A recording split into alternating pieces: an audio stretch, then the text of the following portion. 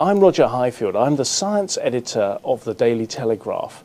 Now, words mean everything to me, but now I'm going to have the speech area of my brain turned off with a giant magnet. Humpty Dumpty sat on a wall. Humpty Dumpty had a great fall. All the king's horses and all the king's men couldn't put Humpty together again. Humpty Dumpty sat on a wall. Humpty Dumpty had a great fall. All the king's horses and all the king's men couldn't put Humpty together again. That may have looked like a strange party trick, but it's actually part of a serious research project conducted by Prof Vince Walsh in a basement lab at the Institute of Cognitive Neuroscience in London. He's using electrical and magnetic brain stimulation to understand the most complex known object in the universe and how to treat conditions such as migraine and stroke. Just to show the power of the magnetic fields passing through my scalp, and that this wasn't a trick, this is what it did to our videotape, even though it was positioned a few metres away. Star Trek. Yeah, very left eyebrow touch.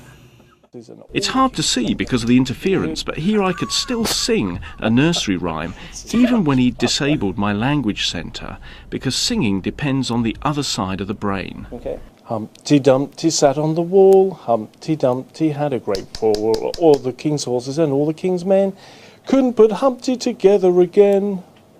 I felt a bit apprehensive during this intriguing demonstration, but Professor Walsh thinks nothing of tinkering with his own brain for the sake of science. Jack and Jill went up the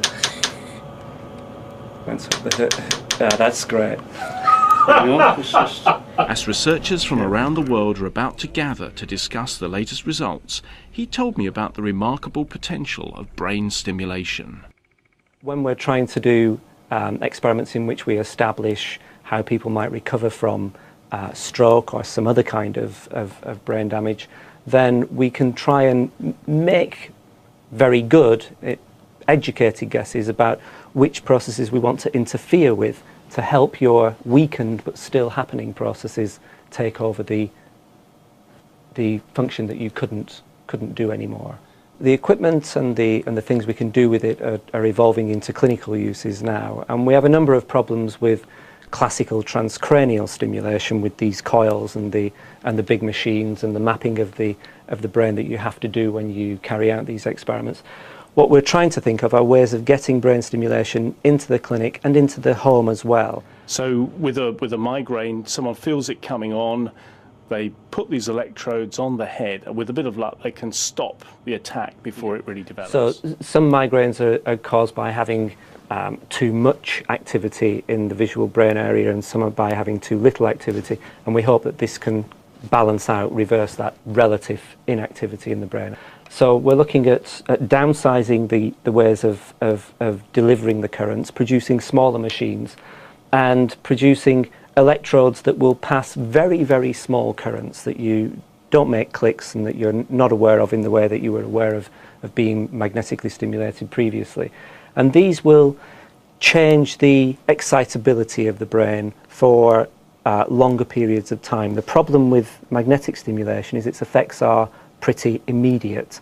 You said for a few milliseconds, but then you passed on to the rest of the nursery rhyme. You were fine. With this, we can change the way that the brain is able to be sensitive to tasks for tens of minutes, up to 90 minutes afterwards. And we think that might be much more valuable in a clinical setting. Jack and